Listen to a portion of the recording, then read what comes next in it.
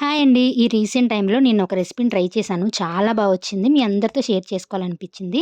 Recipe ఏంటంటే చలివిడి. మీ అందరికీ తెలిసే ఉంటుంది. కానీ నేనైతే ఫస్ట్ టైమ్ చేశాను. చాలా వచ్చింది. అండ్ ఈ సెకండ్ టైమ్ ఫస్ట్ చూపించాను కదా గ్లాస్. ఆ గ్లాస్‌తో 1 ½ గ్లాస్ రైస్ తీసుకొని ఓవర్ నైట్ ఇలా సోక్ చేసి పెట్టేసుకున్నాను. రైస్ ఎంత బాగా నానితే అంత బావుంటుందంట.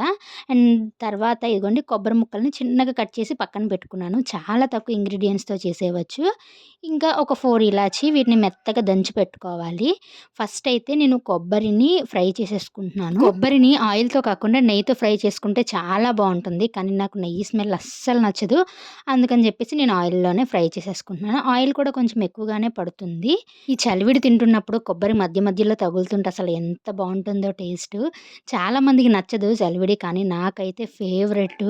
నాకు మా అమ్మ చేసిన చలివిడి అంటే చాలా ఇష్టం. చాలా చేస్తుంది. అంత టేస్ట్‌గా నేను ఇప్పటివరకు ఎక్కడా తినలేదు.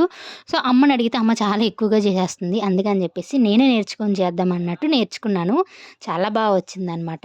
ఇందాక రైస్ నానబెట్టానని చెప్పాను కదా! అది ఇలా ఒక స్ట్రెయినర్‌లో పెట్టుకొని స్ట్రెయిన్ చేసుకోవాలి. మరి ఎక్కువ డ్రై అయిపోకూడదు. కొంచెం తడి తడిగా ఉన్నప్పుడే ఇట్లా మిక్సీలో వేసుకొని పిండి పట్టించేసుకోవాలి. నేను రైస్ తక్కువ క్వాంటిటీలో తీసుకున్నాను కాబట్టి ఇంక ఇంట్లోనే మిక్సీలో పిండి పట్టేసుకున్నాను. ఎక్కువైతే మిల్లులో ఇచ్చి పిండి పట్టించుకోవచ్చు. మెయిన్ ఏమంటే ఈ పిండిని జల్లెడ పట్టేసుకున్న తర్వాత ఈ పిండిని అస్సలు ఆరనివ్వకూడదు. కొంచెం తడి తడిగానే ఉండాలి.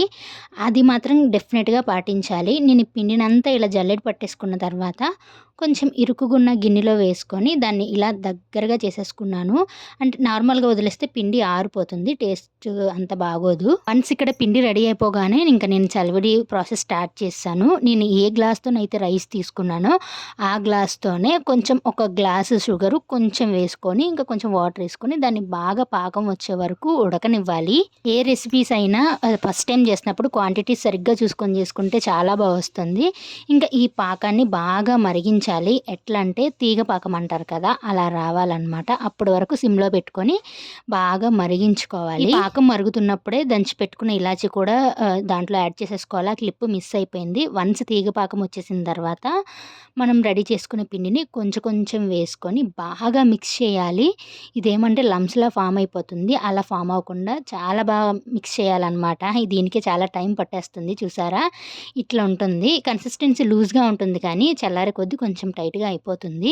మొత్తం రెడీ అయిపోయినాక ఇగోండి ఈ ఫస్ట్ మనం ఫ్రై చేసి పెట్టుకున్నాం కదా కొబ్బరి, దాంట్లో నేను జీడిపప్పులు కూడా యాడ్ చేశాను. ఆ రెండిటిని వేసేసుకొని ఆయిల్‌తో పాటు వేసేయాలి. వేసేసి బాగా మిక్స్ చేసేసుకుంటే ఇంకా మన టేస్టీ చలివిడి అయితే రెడీ అయిపోతుంది. చూసారు కదా ప్రాసెస్ అయితే చాలా సింపుల్. మనకు రాదు అనుకుంటే ఏమీ రాదండి. మీరు కూడా ఒకసారి ట్రై చేసేయండి. చాలా వస్తుంది. అండ్ నా చలివిడి రెసిపీ గనక మీకు నచ్చితే డెఫినిట్‌గా లైక్ చేయండి, షేర్ చేయండి, కామెంట్ చేయండి. అండ్ సబ్స్క్రైబ్ చేసుకోవడం మాత్రం అస్సలు మర్చిపోకండి. ఇది కొంచెం చల్లారినాక ఒక బాక్స్‌లో పెట్టి స్టోర్ చేసుకుంటే 1 వీక్ వరకు ఫ్రెష్‌గా ఉంటుంది.